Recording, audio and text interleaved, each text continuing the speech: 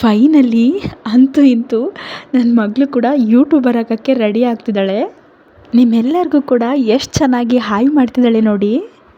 Hi hello ಎಲ್ಲರಿಗೂ ನಮಸ್ಕಾರ, welcome back to my channel.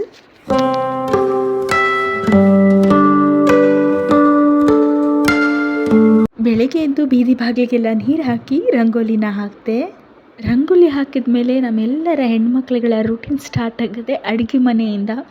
ನಮ್ಮ ಎಲ್ಲ ಹೆಣ್ಣು ಮಕ್ಕಳ favourite place and then most of the ಟೈಮ್ನ ಸ್ಪೆಂಡ್ ಮಾಡೋದು ಅಂತ ಹೇಳಿದ್ರೆ ಅವರು ಕಿಚನಲ್ಲಿ. ಸೊ ನಾನು ಕೂಡ ಕಿಚನ್ಗೆ ಹೊರಟೆ. ಯೂಶ್ವಲಿ ಮನೇಲಿ ತರಕಾರಿ ಇದ್ದರೆ ನಮ್ಮ ಮೈಂಡಿಗೆಲ್ಲ ಬರೋದು ಏನಂತ, ತರಕಾರಿ ಪಲಾವ್ ಮಾಡೋಣ ಅಥವಾ ತರಕಾರಿ ಸಾಂಬಾರು ಮಾಡೋಣ ಅಂತ. ಆದರೆ ಇಲ್ಲಿ ಬೇಳೆಕಾಳು ಮತ್ತು ತರಕಾರಿನ ಯೂಸ್ ಮಾಡಿ ಒಂದು ಪ್ರೋಟೀನ್ ಇರುವಂತಹ ಫೈಬರ್ ಇರುವಂಥ ಒಂದು ವೆಯ್ಟ್ ಲಾಸ್ ರೆಸಿಪಿನ ನಿಮ್ಮ ಜೊತೆ ಶೇರ್ ಮಾಡ್ತೀನಿ ಬನ್ನಿ. ಈ ರೆಸಿಪಿನ ಮಾಡೋದಕ್ಕೆ ನಿಮ್ಮಲ್ಲಿ ಯಾವುದೆಲ್ಲ ತರಕಾರಿಗಳು ಅವೈಲಬಿಲಿಟಿ ಇರುತ್ತೆ ಆ ಎಲ್ಲ ತರಕಾರಿಗಳನ್ನು ಕೂಡ ಯೂಸ್ ಮಾಡ್ಬೋದು. ಆದರೆ ನಾನು ಇಲ್ಲಿ 1 ಕ್ಯಾರೆಟು, ಒಂದು 4 ಬೀನ್ಸು, ಒಂದು ದಪ್ಪದು ಆಲೂಗೆಡ್ಡೆನ ಕಟ್ ಮಾಡಿಕೊಂಡು ಆ್ಯಡ್ ಮಾಡ್ಕೊಂಡಿದ್ದೀನಿ. ಜೊತೆಯಲ್ಲಿ ಸ್ವಲ್ಪ ಬೇಳೆನ ತೊಳ್ಕೊಂಡು ಅದನ್ನು ಕೂಡ ಆ್ಯಡ್ ಮಾಡ್ಕೊಂಡಿದ್ದೀನಿ. ಮತ್ತು ಒಂದು 2 ಟೊಮೊಟೊನ ವಾಶ್ ಮಾಡಿಕೊಂಡು ಮಧ್ಯದಲ್ಲಿ ಕಟ್ ಮಾಡಿಕೊಂಡು ಅದನ್ನು ಕೂಡ ಆ್ಯಡ್ ಮಾಡ್ಕೊಳ್ತಾ ಇದ್ದೀನಿ.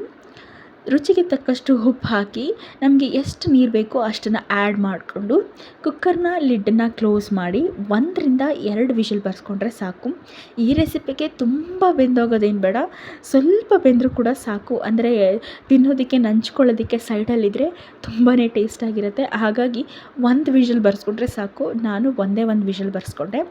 ಲಾಸ್ಟಲ್ಲಿ ಕುಕ್ಕರ್ ವಿಷಲೆಲ್ಲ ಬಂದಾದಮೇಲೆ ನಾವು ಏನು ಟೊಮೊಟೊನ ಕಟ್ ಮಾಡಿ ಹಾಕಿದ್ವಲ್ಲ ಅದು ಚೆನ್ನಾಗಿ ಬೆಂದಿರುತ್ತೆ. ಅದನ್ನು ಒಂದು ಸೆಪ್ರೇಟ್ ಬೌಲ್ಗೆ ತೊಗೊಂಡು ಅದನ್ನು ಕೂಡ ಸ್ವಲ್ಪ ಸ್ಮ್ಯಾಶ್ ಮಾಡ್ಕೊಳ್ಳೋಣ.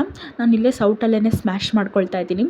ಸೊ ಸೌಟಲ್ಲೇ ಸ್ಮ್ಯಾಶ್ ಮಾಡಿಕೊಂಡು ಕುಕ್ಕರ್ ಒಳಗಡೆ ಆ್ಯಡ್ ಮಾಡಿಕೊಂಡ್ರೆ ಸೂಪರ್ ಟೇಸ್ಟಿಯಾದ ತರಕಾರಿ ಬೇಳೆ ಉಪ್ಪು ಸಾಂಬಾರು ರೆಡಿ ಆಗುತ್ತೆ. ಈ ಥರದ್ದು ಉಪ್ಸಾರನ್ನ ಮಾಡ್ಕೊತೀನಿ. ನಾಲ್ಗೆ ಏನಾದರೂ ಕೆಟ್ಟಿದರೆ ನಾಲಿಗೆಗೆ ಒಳ್ಳೆ ರುಚಿ ಕೊಡುವಂತಹ ಊಟ ಅಂದರೆ ಉಪ್ಪು ಸಾಂಬಾರು. ಅದರಲ್ಲೂ ತರಕಾರಿ ಮತ್ತು ಬೇಳೆಕಾಳನ್ನು ಯೂಸ್ ಮಾಡಿರೋದ್ರಿಂದ ಬೇಳೆಕಾಳಲ್ಲಿ ಹೈಯೆಸ್ಟ್ ಪ್ರೋಟೀನ್ ಲೆವೆಲ್ ಇರುತ್ತೆ ಮತ್ತು ತರಕಾರಿಯಲ್ಲಿ ಫೈಬರ್ ಕಂಟೆಂಟ್ ಇರುತ್ತೆ. ಸೊ ಹಾಗಾಗಿ ಹೊಟ್ಟೆ ಫುಲ್ಲಾಗಿರುತ್ತೆ ಮತ್ತು ಹೊಟ್ಟೆ ಕೂಡ ಅಷ್ಟಾಗಿ ಹಸಿಯೋದಿಲ್ಲ. ಬೇಕಿದ್ದರೆ ನೀವು ತರಕಾರಿ ಮತ್ತು ಬೇಳೆಕಾಳನ್ನು ಸೋಸಿಕೊಂಡು ಅದಕ್ಕೆ ಸ್ವಲ್ಪ ಎಣ್ಣೆ ಹಾಕಿ ಸ್ವಲ್ಪ ಸಾಸಿವೆ, ಜೀರಿಗೆ, ಈರುಳ್ಳಿ ಎಲ್ಲ ಹಾಕಿ ಸೆಪ್ರೇಟ್ ಒಗ್ಗರಣೆನ ಹಾಕ್ಕೊಂಡು ಕಾಯಿ ತುರಿ ಎಲ್ಲ ಹಾಕ್ಕೊಂಡು ಸೆಪ್ರೇಟ್ ಪಲ್ಯ ಥರ ಕೂಡ ಮಾಡಿಕೊಂಡು ತಿನ್ಬೋದು. ಅದು ಕೂಡ ಉಪ್ಸಾರಿಗೆ ನಂಚ್ಕೊಳ್ಳೋದಕ್ಕೆ ತುಂಬಾ ಟೇಸ್ಟಾಗಿರುತ್ತೆ. ಅದು ಒಂಥರ ಟೇಸ್ಟಾಗಿರುತ್ತೆ. ಈ ಥರ ನಾವು ಸಿಂಪಲ್ಲಾಗಿ ಹೀಗೆ ಕೂಡ ಮಾಡಿಕೊಂಡು ತಿನ್ಬೋದು. ಈ ಥರ ನಾವು ಪ್ಲೇನಾಗಿ ಮಾಡಿರೋದ್ರಿಂದ ಇದಕ್ಕೆ ಯಾವುದೇ ಥರ ಆಯಿಲ್ನ ಯೂಸ್ ಮಾಡದೇ ಇರೋದ್ರಿಂದ one of the best weight loss recipe ಅಂತಲೇ ಹೇಳ್ಬೋದು. ನಮ್ಮ ಇಂದಿನ ತಲೆಮಾರಿನವರು ಅಂದರೆ ನಮ್ಮ ತಾತ ಅಥವಾ ಅಜ್ಜಿ ಆಗಿರ್ಬೋದು, ಅವರೆಲ್ಲರೂ ಕೂಡ ಇದೇ ಥರ ಅಡುಗೆಗಳನ್ನು ಮಾಡಿಕೊಂಡು ತಿಂತಾ ಇದ್ದಿದ್ದರಿಂದನೇ ನೋಡಿ ಅವರು ತುಂಬಾ ಗಟ್ಟಿಯಾಗಿ ತುಂಬಾ ಆರೋಗ್ಯವಾಗಿರ್ತಾ ಇದ್ದಿದ್ದು. ಇದನ್ನು ಬಿಸಿ ಬಿಸಿ ಮುದ್ದೆ ಜೊತೆ ರೈಸ್ ಜೊತೆ ಸರ್ವ್ ಮಾಡ್ಕೊಂಡು ತಿಂತಿದ್ರೆ ವಾವ್, ಟೇಸ್ಟ್ ಮಾತ್ರ ಅದ್ಭುತವಾಗಿರುತ್ತೆ. ನೀವು ಟ್ರೈ ಮಾಡಿ ಹೇಗೆ ಬಂತು ಅಂತ ನನಗೆ ತಪ್ಪದೆ ಕಮೆಂಟ್ ಬಾಕ್ಸಲ್ಲಿ ತಿಳಿಸಿ. ನನ್ನ ಮಗಳಿಗೆ ಸ್ನಾನ ಮಾಡಿಸಿ ಸ್ವಲ್ಪ ತಿಂಡಿನೂ ಕೂಡ ತಿನ್ನಿಸಿ ಅವಳನ್ನು ಕೂಡ ಮಲಗಿಸಿದ್ವಿ. ಸೊ ಅವಳು ಮಲ್ಕೊಂಡಾದ್ಮೇಲೆ ಮನೆಯೆಲ್ಲನೂ ಕೂಡ ಗುಡಿಸ್ಕೊಂಡು ಮನೆಯೆಲ್ಲನೂ ಒರೆಸಿ ಸೊ ಸ್ನಾನ ಎಲ್ಲ ಮಾಡ್ಕೊಂಡು ಬಂದು ದೇವ್ರ ಪೂಜೆ ಎಲ್ಲ ಮಾಡ್ಕೊಂಡ್ವಿ. ದೇವ್ರ ಪೂಜೆ ಆದಮೇಲೆ ನಾನು ಕೂಡ ರೆಡಿ ಆದೆ. ಆ್ಯಕ್ಚುಲಿ ನನ್ನ ಮಗಳು ಇನ್ನೂ ಕೂಡ ಮಲಗೇ ಇದ್ಲು. ಬಟ್ ಆದರೆ ಆಲ್ರೆಡಿ ಬಸ್ಸಿಗೆ ಟೈಮ್ ಆಗಿಬಿಟ್ಟಿತ್ತು. ಇವಾಗ ಒಂದು ಅರೌಂಡ್ 2 o'clock ಅನಿಸುತ್ತೆ. ಸೊ ಬಸ್ಸಿಗೆ ಟೈಮ್ ಆಗಿತ್ತಲ್ಲ ಅಂಥೇಳಿ ಅವಳನ್ನು ಕೂಡ ಎಬ್ಬಿಸಿ ರೆಡಿ ಮಾಡಿಕೊಂಡು ಅವಳನ್ನು ಕೂಡ ಕರ್ಕೊಂಡು ಬಂದ್ವಿ. ಫೈನಲಿ ಅಂತೂ ಇಂತೂ ನನ್ನ ಮಗಳು ಕೂಡ ಯೂಟ್ಯೂಬರ್ ಆಗೋಕ್ಕೆ ರೆಡಿ ಆಗ್ತಿದ್ದಾಳೆ. ಹಾಯ್ ಚಿನ್ನು, ಚಿನ್ನು hi hi hi hi.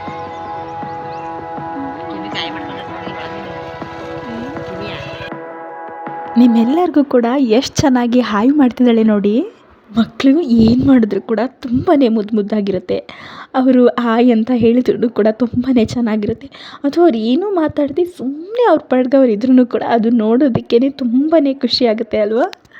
Bus ಸ್ಟಾಪಿಗೆ ಬಂದು ಒಂದು 15 ಮಿನಿಟ್ಸ್ ವೆಯ್ಟ್ ಮಾಡಿದ್ವಿ. ಅಷ್ಟರಲ್ಲಿ ಬಸ್ ಕೂಡ ಬಂತು. ಸೊ ಬಸ್ ಹತ್ಕೊಂಡು ನಾವು ಹೊರಟಿದ್ದೆ ಸೊ ಎಲ್ಲಿಗೆ ಅಂತ ಯೋಚನೆ ಮಾಡ್ತಿದ್ದೀರಾ? ನೋಡಿ, ನೀವೇ ಗೆಸ್ ಮಾಡಿ ನೋಡೋಣ ಯಾವ ಪ್ಲೇಸ್ ಇರ್ಬೋದು ಅಂತ ಹೇಳಿ. ಗೊತ್ತಾದರೆ ನನಗೆ ಕಮೆಂಟ್ ಬಾಕ್ಸಲ್ಲಿ ಫಸ್ಟೇ ತಿಳಿಸಿ. ನಾವಿಲ್ಲಿಗೆ ಬಂದಿದ್ದು ಸುಮಾರು ನಾವು ಮದುವೆ ಆದ ಹೊಸದ್ರಲ್ಲಿ ಅನಿಸುತ್ತೆ. ನಮ್ಮ ಅತ್ತೆಯವ್ರ ಜೊತೆ ಬಂದಿದ್ದೆ. ಅದಾದಮೇಲೆ ನಾನು ಮತ್ತೆ ಬಂದೇ ಇರಲಿಲ್ಲ. ನೋಡಿ, ಇವತ್ತು ಕಾಲ ಕೂಡಿ ಬಂದಿದೆ ನಾವು ಈ ದೇವಸ್ಥಾನಕ್ಕೆ ಬರೋ ಅಂಥದ್ದು. ಗೆಸ್ ಮಾಡಿದ್ರಾ ಯಾವ ದೇವಸ್ಥಾನ ಅಂತ ಹೇಳಿ? ಬನ್ನಿ ನಾನೇ ಹೇಳ್ತೀನಿ. ಈ ದೇವಸ್ಥಾನ ಶ್ರೀ ಕಬ್ಬಾಳಮ್ಮನ ದೇವಸ್ಥಾನ. ರೀಸೆಂಟಾಗಿ ಈಗ ಕೂಡ ಇಲ್ಲಿ ಜಾತ್ರೆ ಕೊಂಡ ಎಲ್ಲ ಕೂಡ ನಡೆಯಿತು. ಸೊ ಆ ಟೈಮಲ್ಲಿ ಬರೋಲಿಕ್ಕಾಗಲಿಲ್ಲ, ತುಂಬಾ ರಶ್ ಇರುತ್ತಲ್ಲ ಅಂತ ಹೇಳಿ ಬರೋಕ್ಕಾಗಲಿಲ್ಲ. ಬಟ್ ಇವಾಗ ರಶ್ ಎಲ್ಲ ಕಮ್ಮಿ ಆಗಿರುತ್ತೆ ಅಂತ ಹೇಳಿ ಬಂದ್ವಿ. ನಿಜವಾಗ್ಲೂ ಹೇಳ್ತೀನಿ, ರಶ್ ಏನು ಕೂಡ ಇರಲಿಲ್ಲ. ತುಂಬಾ ಆರಾಮಾಗಿ ಹೋದ್ವಿ ಅಂತಲೇ ಹೇಳ್ಬೋದು. ಯೂಶ್ವಲಿ ವೀಕೆಂಡ್ಸಲ್ಲೆಲ್ಲ ಬಂದರೆ ತುಂಬಾ ರಶ್ ಇರುತ್ತೆ. ಸೊ ಮಗುನೆಲ್ಲ ಎತ್ಕೊಂಡು ಆ ಕ್ಯೂ ಸಿಸ್ಟಮಲ್ಲೆಲ್ಲ ನಿಂತ್ಕೊಂಡು ತಾಯಿನ ದರ್ಶನ ಮಾಡ್ಕೊಂಡು ಬರೋದು ನಿಜವಾಗ್ಲೂ ತುಂಬಾ ಕಷ್ಟ ಅನಿಸುತ್ತೆ. ಸೊ ಹಂಗಾಗಿ ನಾವು ಮಾರ್ನಿಂಗೇ ಬಂದರೆ ರಶ್ ಇರ್ಬೋದು ಅಂತ ಹೇಳಿ ಅಂದ್ಕೊಂಡೇನೆ ಮೊನ್ನೆ ನಾವು ಬಿಟ್ಟಿದ್ದೇನೆ ಒಂದು ಅರೌಂಡ್ 2:30 ಅನಿಸುತ್ತೆ. ಸೊ ಅಂದರೆ ಈವ್ನಿಂಗ್ ಮೇಲೆ ಬಂದರೆ ಸ್ವಲ್ಪ ರಶ್ ಕೂಡ ಕಮ್ಮಿ ಇರುತ್ತೆ ಅಂತ ಹೇಳಿ ಅಂದ್ಕೊಂಡು ಬಂದ್ವಿ. ಹಾಗೆಯೇ ತುಂಬಾ ರಶ್ ಎಲ್ಲ ಕೂಡ ಕಮ್ಮಿಯಾಗೇ ಇತ್ತು. ನನಗಂತೂ ತುಂಬಾ ಖುಷಿ ಆಯಿತು.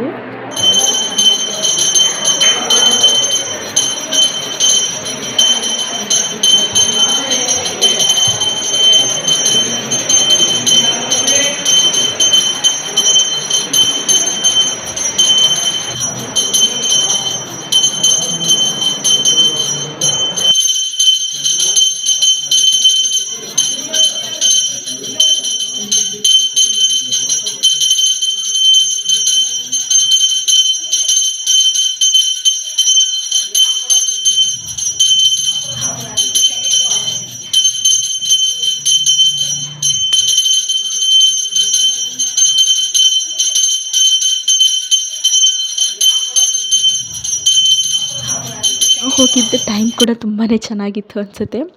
ಯಾಕಂದರೆ ಆ ಟೈಮಲ್ಲಿ ಅರಿಶಿನ ಕುಂಕುಮನೂ ಕೂಡ ಕೊಡ್ತಾಯಿದ್ರು. ಸೊ ಅರಿಶಿನ ಕುಂಕುಮನೂ ಕೂಡ ತೊಗೊಂಡು ಅಲ್ಲೇ ಒಂದು ಸ್ವಲ್ಪ ಹೊತ್ತು ಕೂತಿದ್ವಿ.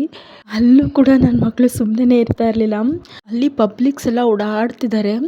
ಅದ್ರ ಮಧ್ಯದಲ್ಲೂ ಕೂಡ ನನ್ನ ಮಗಳು ದೇವ್ರಿಗೆ ಅಡ್ಡ ಬೀಳ್ತೀನಿ ಅಂತ ಹೇಳಿ ದಾರಿ ಮಧ್ಯದಲ್ಲೇ ಮಲ್ಕೊಳ್ತಾ ಇದ್ದಾಳೆ. ಸೊ ಅಲ್ಲಿ ಪೊಲೀಸ್ ಅಂಕಲ್ ಒಬ್ಬರು ಬಂದು ಏಯ್ ಅಂತ ಎದುರಿಸಿದ್ರೆ ನನ್ನ ಮಗಳು ಅವ್ರಿಗೆ ರಿಟರ್ನ್ ಏಯ್ ಅಂತ ಅನ್ನೋದಾ? ಏನಜ್ಜಿ ಇವಳು ಭಾರಿ ಜೋರಿದ್ದಾಳೆ, ನನ್ನನ್ನೇ ಎದುರಿಸ್ತಾ ಇದ್ದಾಳಲ್ಲ ಇವಳು ಅಂತ ಹೇಳ್ತಾಯಿದ್ರು ಅವರು. ಬಟ್ ಸ್ಟಿಲ್ ನನ್ನ ಮಗಳು ಏನಕ್ಕೂ ಹೆದರ್ಕೋತಾ ಇರಲಿಲ್ಲ. ಅವ್ರಿಗೇನೆ ಏಯ್ ಅಂತಂದರೆ ಇವಳು ಏಯ್ ಅಂತ ಇದ್ಲು. ಶ್ರೀ ತಾಯಿ ಕಬ್ಬಾಳಮ್ಮನವರ ದರ್ಶನ ಮಾತ್ರ ತುಂಬಾ ಚೆನ್ನಾಗಿ ಆಯಿತು.